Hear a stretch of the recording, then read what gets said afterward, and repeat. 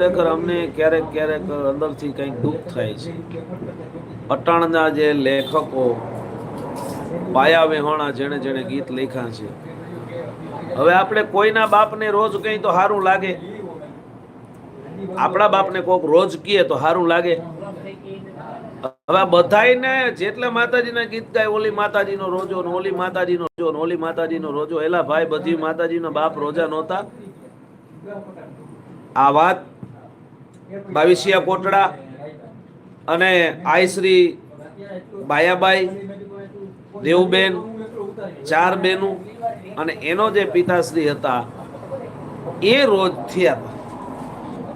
હવે ખોડિયારમાંનો રોજો, બીજી માતાજીનો રોજો, ઓલી માતાજીનો રોજો, ઓલી માતાજીનો રોજો. હવે આ બધા પાયા વિહોણા ગીત છે.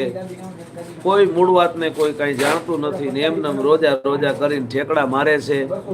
ડીજે માથે ખંભે ભેળિયા ને કાંબળિયું નાખીને ધૂણા ધૂણ થાય છે. અમારા બાપનું કઈ જાતું નથી. ભલે ધૂણે રોટલા શેકે, નામ બનાવે ભલે બનાવે, ફોલોવર બનાવે, વ્યૂ બનાવે ને આ બનાવે ને તે બનાવે, પણ આ બધી પાયા વિહોણી વાત છે. આ બધા ઢોંગ ને ધતિંગ છે. હા,